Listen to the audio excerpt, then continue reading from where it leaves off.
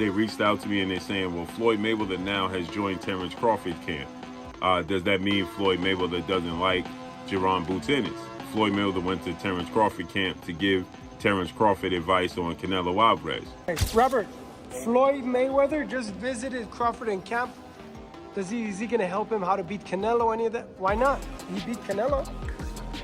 He smoked. Bud usually don't smoke guys right off the rip anyway. He don't never do that.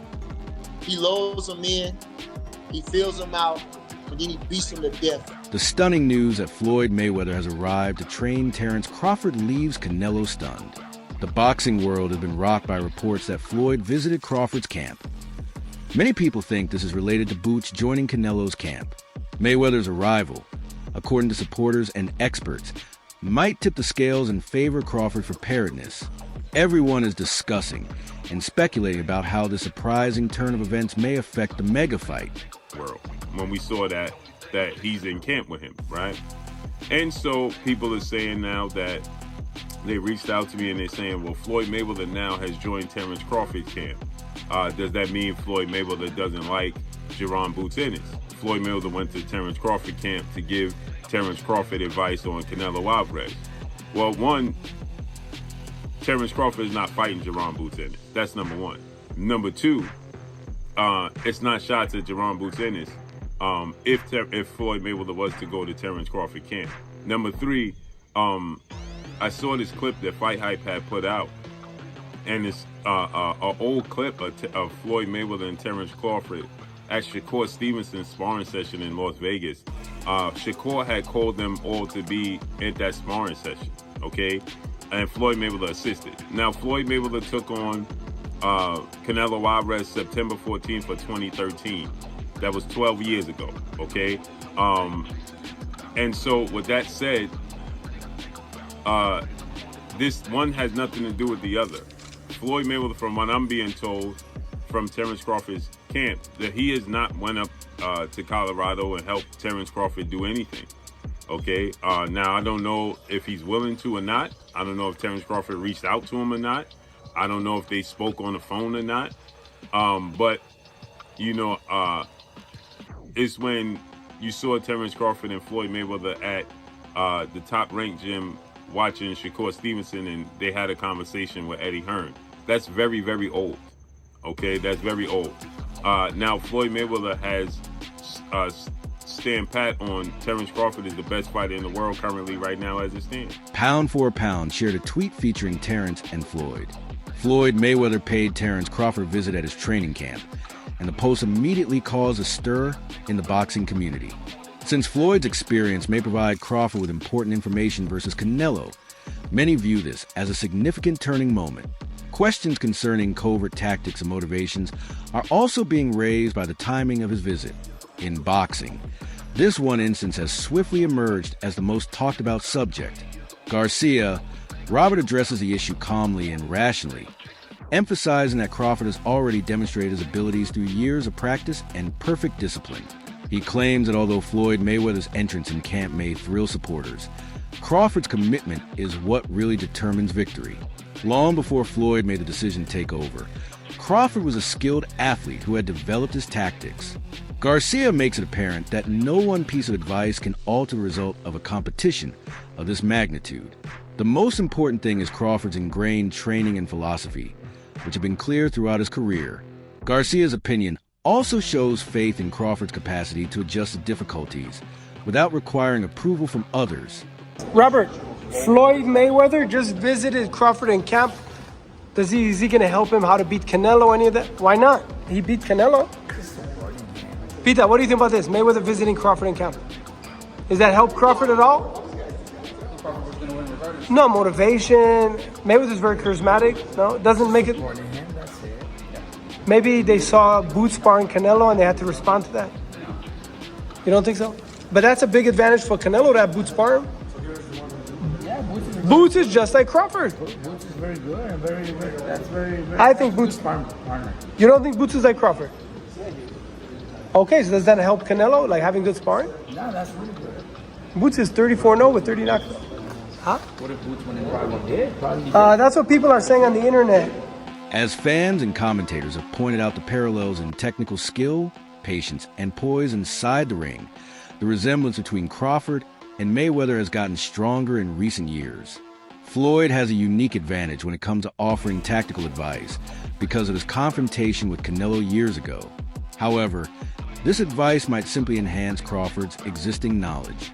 Regarding Canelo's timing and ring style, Floyd can offer first-hand knowledge, but Crawford is not solely reliant on this insight. There are expectations associated with being seen as Mayweather's future, and Crawford seems prepared to bear them. Excitement is raised by the question of whether Floyd's revelations will tip the scales. However, Crawford already has a strong case. After Terence Crawford's dominant victory in the mega fight of this era, which is Errol Spence versus Terence Crawford, everybody started talking and asking, is Terence Crawford one of the greatest ever? Could he end up retiring undefeated, passing Floyd's record, and being one of the greatest fighters ever?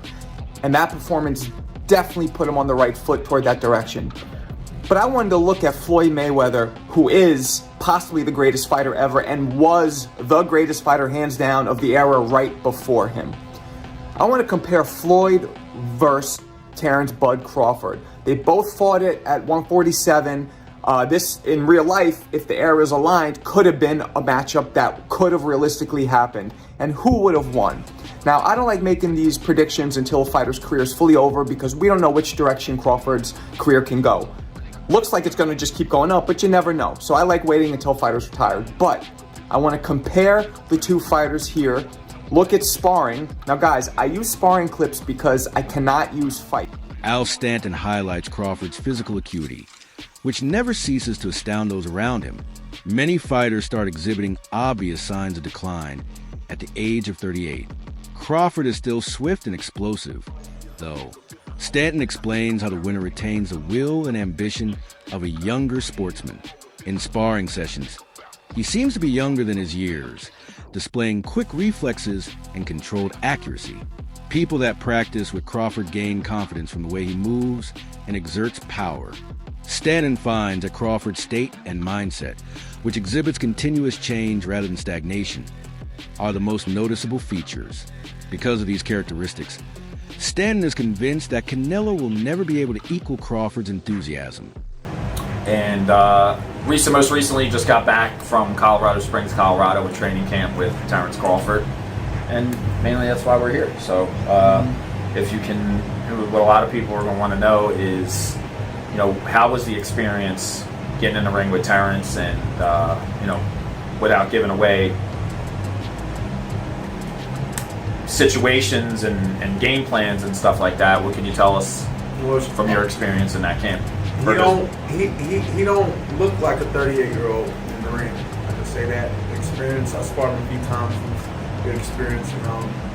He's just different, man. His heart different. I really think he's gonna pull this off. So I would say, how long you been coming here? 2 years. 2 years. So I would say about a year and a half ago, he first sparred Lester Martinez, who's on the undercard of Crawford Canelo. And Bomac said to me, he said, regarding Al, he said, hey man, if Bud ever fights Canelo, because that's always, for the past couple of years, I know it's been in talks, he said he would be perfect sparring for Canelo, but I fought him, so went out there, got that experience. But what does that experience do for you? Do you go in there, obviously you're in there with the best fighter, arguably the best fighter in the world right now, and does that elevate your game to take it to the next step? Yeah, next level shit. You turn me up, man. Being with Bo and all them, they made me a better fighter. I up my game. Is there any concerns, like you would say, with Bud, that going into this fight, that some stuff you could say you would hope he stays away from, or? Nope. He put on size. He's pretty big, and he's been sparring heavier guys. And you feel his power. The guy's a natural. Started his career as lightweight, so you feel his power. Well, obviously you've never been in there with anyone as good as him, because there might not be anyone as good as him. So what really I don't want to say surprised you, but what did you really take note of that, holy shit, this guy is, really good at this, Skills. Crawford demonstrates the kind of dedication that distinguishes champions within his camp. He works out hard, pushing himself to the maximum, emphasizing endurance and strength. His training consists of cardio exercises meant to keep him strong throughout each round and sparring sessions that replicate actual combat situations. He takes no shortcuts in his preparation, and observers can see the earnestness in his approach. The discipline represents an awareness that skill alone is not enough to advance to a higher weight class. It requires flawless conditioning. Every day in the camp, filled with sweat, contributes to the goal of triumph. To make sure that every weakness is fixed and every strength is honed, his team collaborates closely. Crawford's degree of preparation demonstrates why he is still a threat against opponents who are larger and inherently heavier.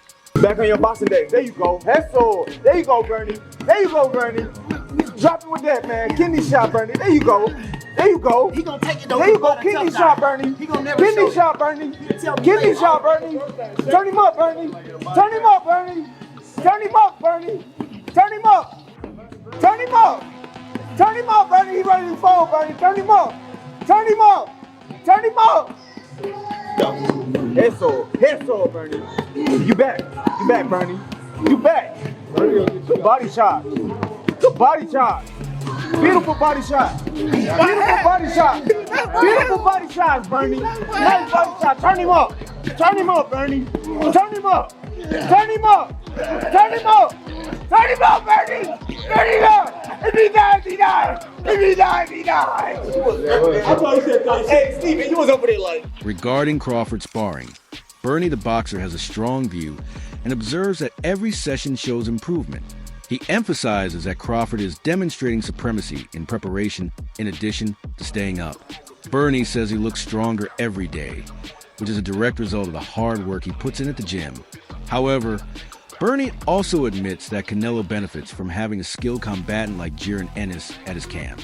This demonstrates that both men are doing all possible before the fight. However, Crawford sticks out in Bernie's opinion because to his constant perseverance and sharpness while sparring.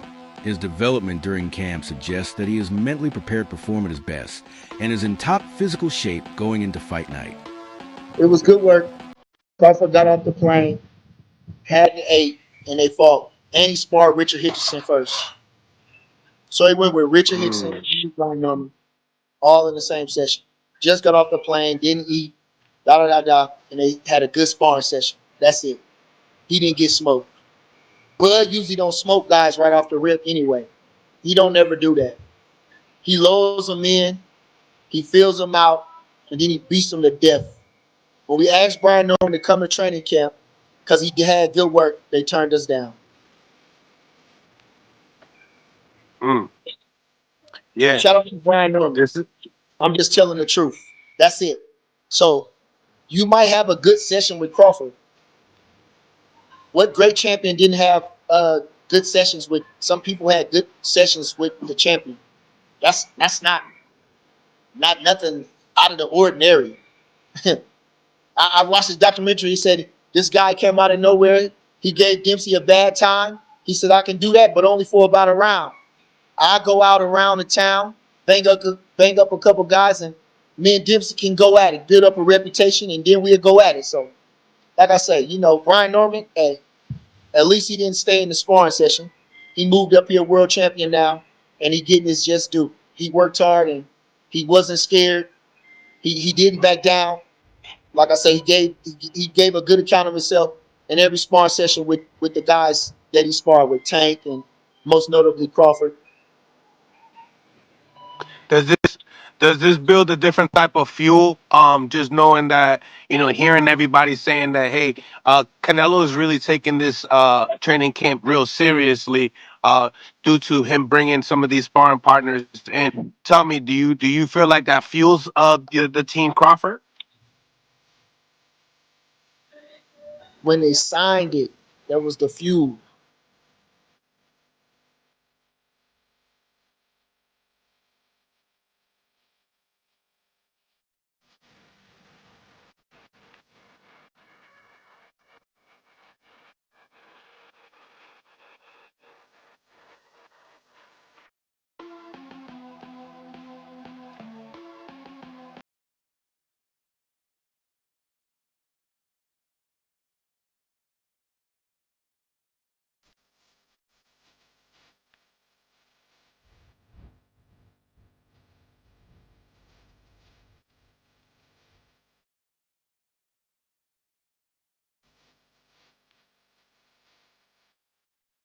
in boxing, Terence Crawford wins. But he wins money. Because now, hey, you know what, as my friend that you are, I make you an offer. Would you fight Canelo? I'll give you 40 million. I don't know if it's 40, I don't know if it's 50, 60, but he's not gonna make no less than $10 million. So right there, Crawford's winning, regardless. As a fighter, like, dude, you give me 20 million, I'll fight anybody. I'll fight Anthony Joshua right now. So Terence Crawford has to sell the fight. He has to say, I'll beat Canelo, left and right, whatever, right? But we've seen it we've seen it many, many times. When fighters move up 2 divisions to beat a champion, they fail. I mean, I saw it with Mikey Garcia when he fought Earl Spence. I saw it when Demetrius Andrade, a 147-pounder, was avoided for years. He moved to 54, he was avoided. He moved to 160, he fought maybe once or twice. Nobody wanted to fight him, so he moves to 68 and fights Benavidez. What happens? He looked good for the first 3 rounds because he's good. But once that heavy monsters is coming at you, he'll destroy you. Terence Crawford, don't get me wrong, he's been my #1 pound for pound for years. But he just moved up from 47 to 54. Now he's gonna go from 54 to 60 to 68. I mean, to fight the moneymaker. We call him the moneymaker because Canelo Alvarez is the fighter of the era. I mean, it's like going back years, a few years ago, Manny Pacquiao.